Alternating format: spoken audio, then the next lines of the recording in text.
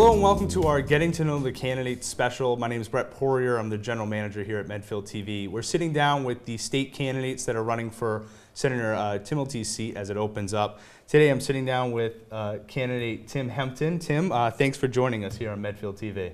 Brett, thank you for having me. I really appreciate this opportunity to meet with you and all the folks here in Medfield. Absolutely. So first, we're doing kind of a loose, little relaxed, get to know you a little bit. So tell us about yourself. Where do you come from?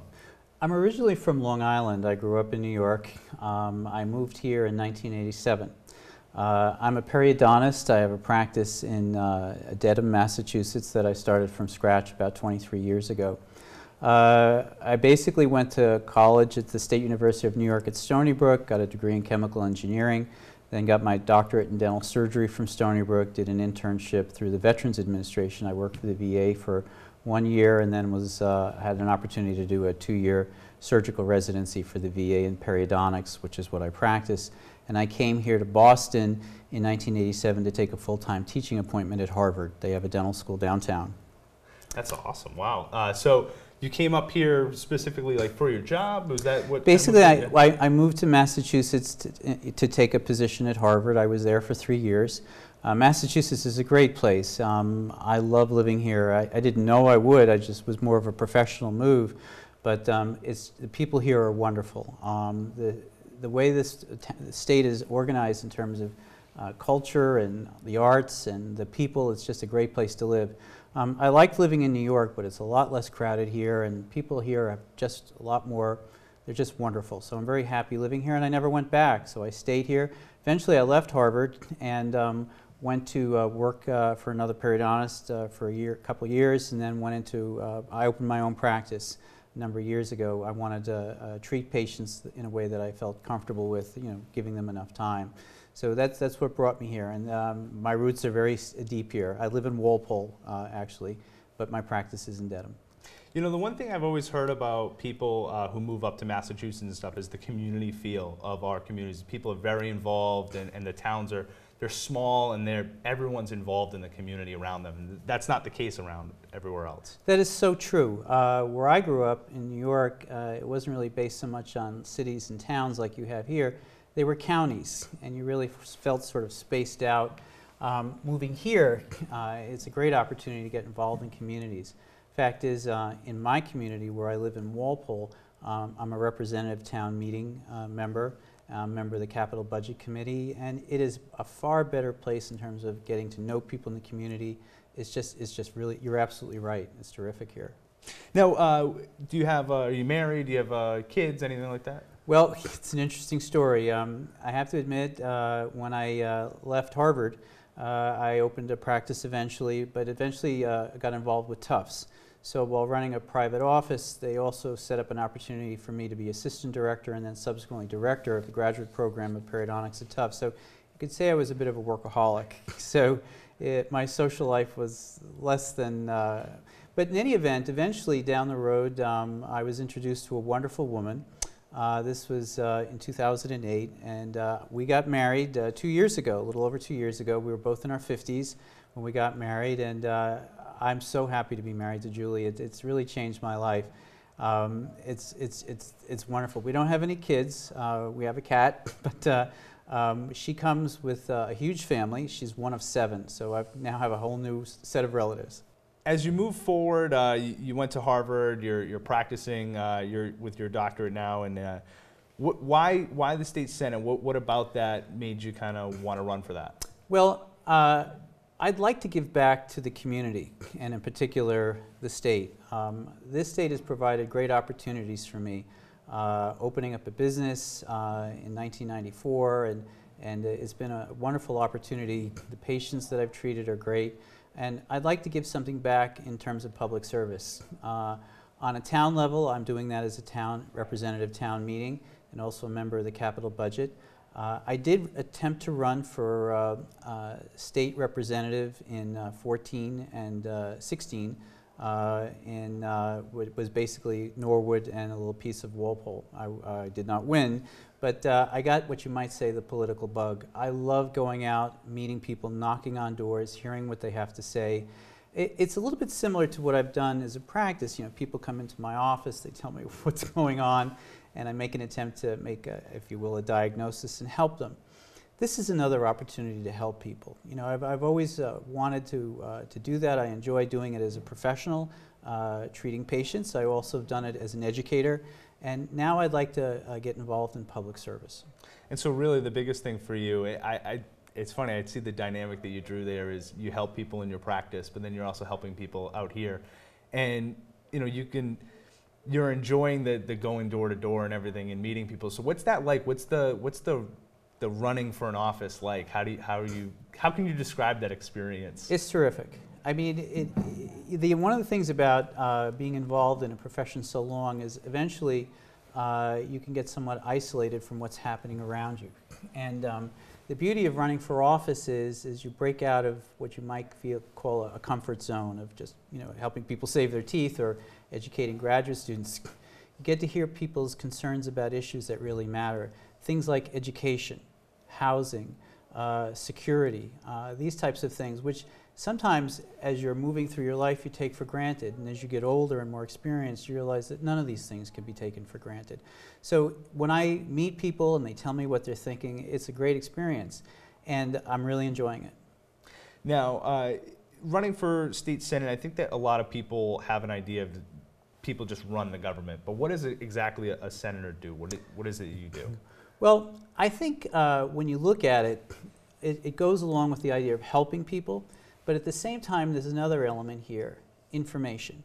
As I said, I grew into a comfort zone with information about my profession and teaching, and now I'm attempting to go into another field where you learn about the concerns of people that they have about their communities.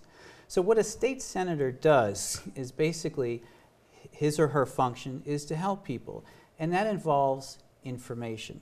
Now the first step is gathering information. It's important that a state senator be open to the public when they have their office and their staff, that they receive emails, phone calls, letters, and that they go out and meet with people at organizations, schools, and gather information, because it's important for a state senator to understand how the people, their constituents, feel about various issues, their concerns, their problems.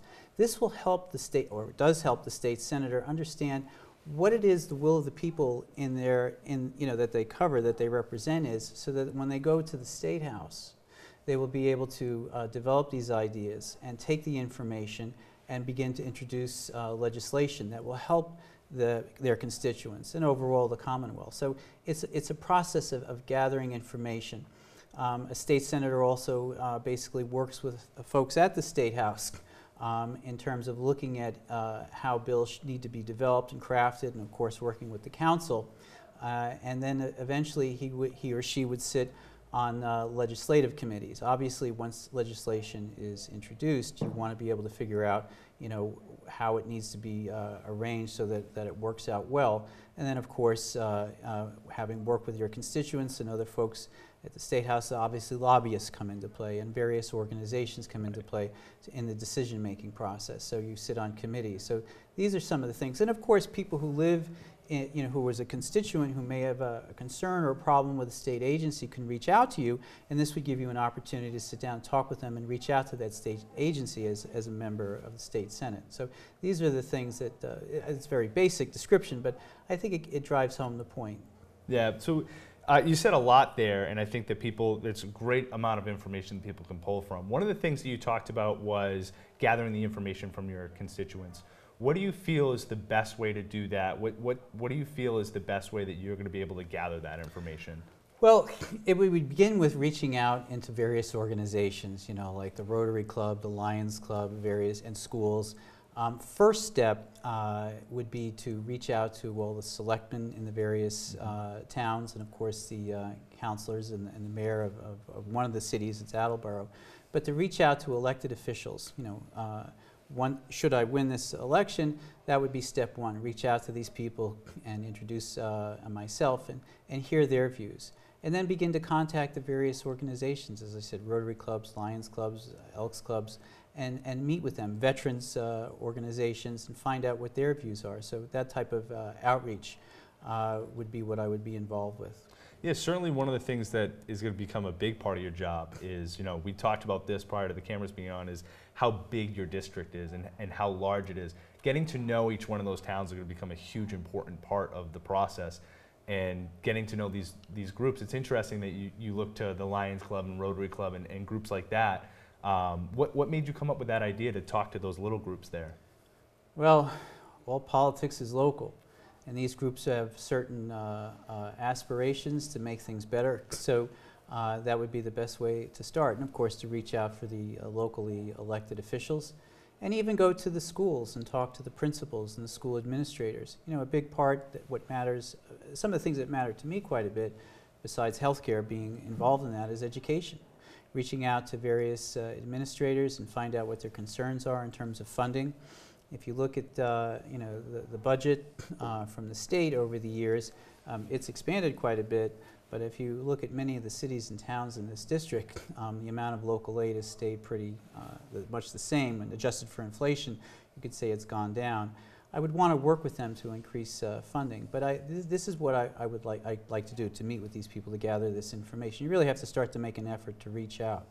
It's not too dissimilar with what I do now when I'm treating patients. They don't walk in the door; they're referred by general dentists. And I make a huge effort to reach out to them and communicate with them and go over things. So I'm very, I believe, well versed at reaching out to folks and problem solving. And when I ran a graduate program at Tufts, I did the same thing. We had a huge faculty at Tufts in the periodontics department, and I made every effort to reach out to each individual faculty member, to set up meetings and listen to what they had to say. A big part of success here, I think, is listening. But you also have to get out there and meet these folks. One of the biggest parts of this, obviously, is people voting for you. So why should someone vote for you? What's the biggest reason that you can give someone to vote? Well, I'd like to say that I'm an honest, hard-working person, but I differ from other candidates in other elections, and in this election, 3 of the candidates have worked for at the State House as aides. So my involvement in government has been with the town in terms of being an RTM. But what I bring to the table is a different perspective. I'm a healthcare provider, and I understand that's a huge concern today in Massachusetts and in the country in general. And I'd like to work on those issues. I'm an educator. I've taught at Tufts and Harvard, and education is very important to me. Every parent that has children wants them to get the best education. So I feel that with my background, I'd be able to do that. In addition, I've noted, as investigating all these things, that Chapter 70, which is educational law, basically has not been changed since 1993. This needs to be updated to make sure that funding for local towns like Medfield get what they need. So I feel that I'm going to bring the perspective of someone in the private sector who believes in efficiency to look at these things. In addition, I own a business. I started from scratch a number of years ago, and I have to be very efficient on how I manage that and treat folks who work with me really well. And sometimes when you look at the way the state is run in terms of spending, it's not very efficient. So as a person from the private sector, I think I can bring those views. Now, the other important part of people voting is obviously what party you're running as. Not only is it important for people to vote for in their party and what they believe in, but also we're coming up to the primary is going to be the main issue. So what party are you voting for, and really what makes you a part of that party? What drives you into there? I am a Republican. I understand we're in Massachusetts. We are a minority party for sure. My impression is that people should consider voting for the person, not just the party. So, but your question is, why am I a Republican? And the answer is, to me, the Republican Party has great value in terms of looking at being fiscally conservative.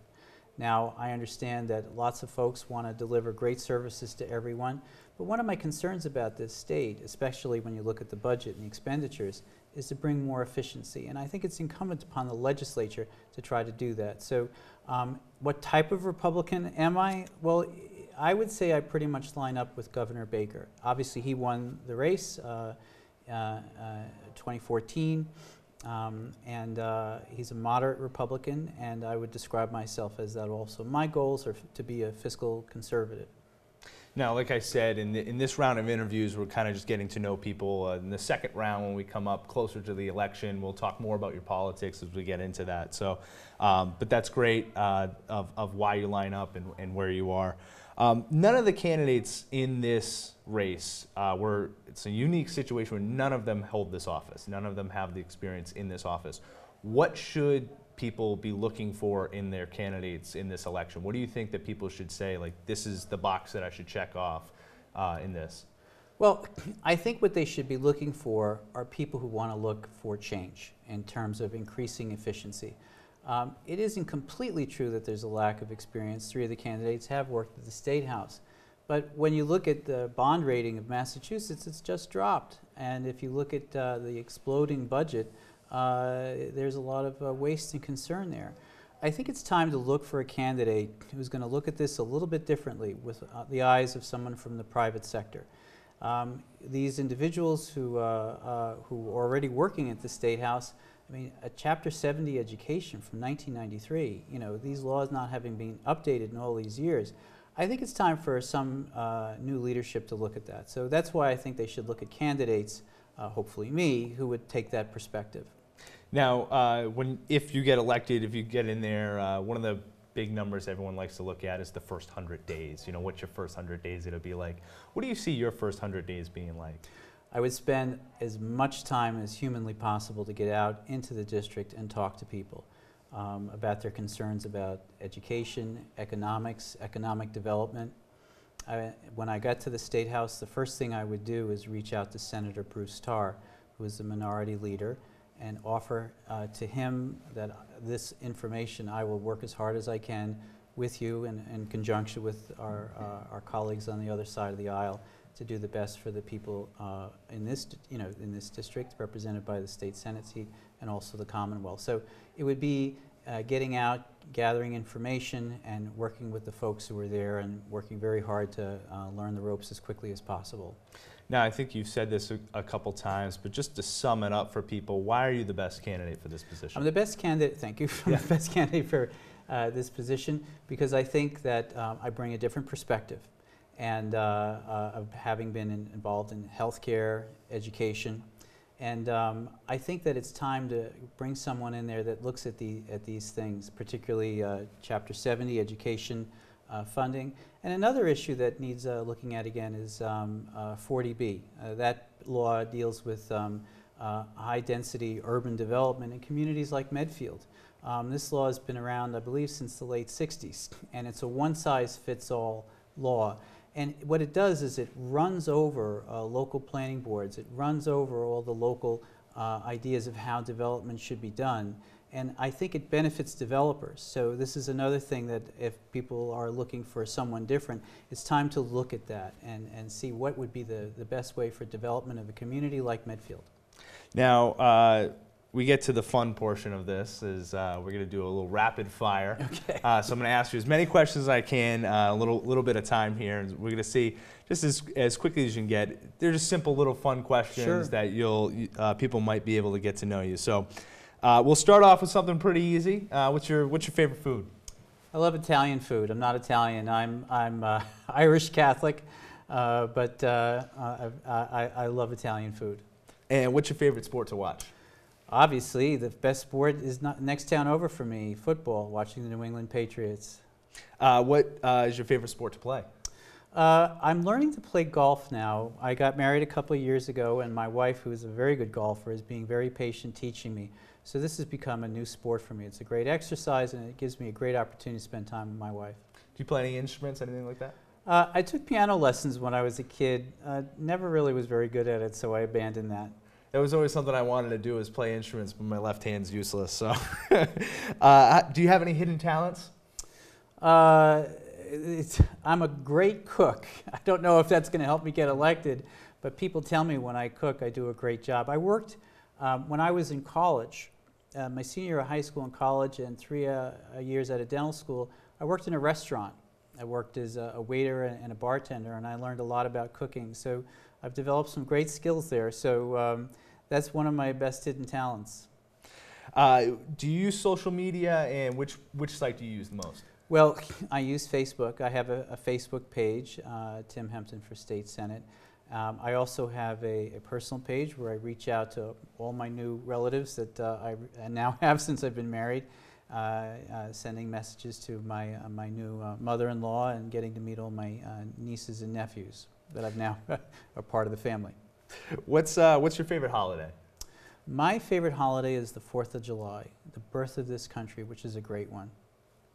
Last thing you read? I read the New York Times every day. I know, and I read the Boston Globe too, but the last thing I read was the paper this morning, New York Times and the Boston Globe. This one I think is one of the hardest questions. I always struggle with it, but describe yourself in 3 words. An honest, hardworking man. Is that 4 words? It's 4, but we'll count hardworking as 1. That's fine. Where's your favorite vacation spot? Actually, I love traveling around Massachusetts. My favorite spot actually is going down to the Cape. My wife and I do bicycling down there on the Shining Sea bike ride down there. So I love going there. Now, you're not from this area, you're from New York, but what high school did you go to, and what sports or activities did you do there? I went to Holy Family High School in Huntington, New York. It's closed now, but that's where I went. I didn't play any sports in high school. I actually had an accident in the 9th grade, and my leg was injured, so that did not allow me to participate in sports. So what I did as an extracurricular activity, because of that injury, was I got involved in the theater club. So I was involved in a number of theater productions. I enjoyed it very much. It gave me an opportunity to get to learn a lot of different things. So we'll go a few months down the line, you win the election. Who's the first person you thank? My wife. I'm very grateful for all the support she's given me in this opportunity, and that's the first person I would thank. Then I would thank all the folks who will be my constituents and tell them I will do my very best to serve them. And then anyone in the world you can have dinner with? My wife. She's the most enjoyable person I've ever met. I'm so happy to be married to her. Every night when we sit down, I say how fortunate I am to have met such a wonderful woman. You certainly have the right answer to all these questions, by the way. And then your final question, why should people vote for you? I will do everything in my power to do what's right for the folks in this district. I have never taken money from anyone in terms of corporate support or anything in terms of, well, let me just say this for a second. In my field as being a dentist, I've done a lot of continuing education courses, and I've never taken corporate support, so I've always been very honest when I talk about products and things when I lecture. As a politician, I can tell you that I'm a self-made man. I'm funding this process pretty much myself, and so I owe my soul to no one. So what my goal in life is to just serve the people. I've worked very hard. I've saved a lot of money and to fund this run, and I'm not going to be owned by anyone. All right, State Senator candidate. Thank you. Tim Hempton, thank you very much for coming on and being a part of Medfield TV. Brett, thank you for having me today, and I thank the viewers who will watch this and all the folks in Medfield. Thank you very much. Absolutely. I'm Brett Poirier, and thanks for watching. I bring a different perspective, and of having been involved in healthcare, education, and I think that it's time to bring someone in there that looks at these things, particularly Chapter 70, education funding. And another issue that needs looking at again is 40B. That law deals with high-density urban development in communities like Medfield. This law has been around, I believe, since the late 60s, and it's a one-size-fits-all law. And what it does is it runs over local planning boards. It runs over all the local ideas of how development should be done. And I think it benefits developers. So this is another thing that if people are looking for someone different, it's time to look at that and see what would be the best way for development of a community like Medfield.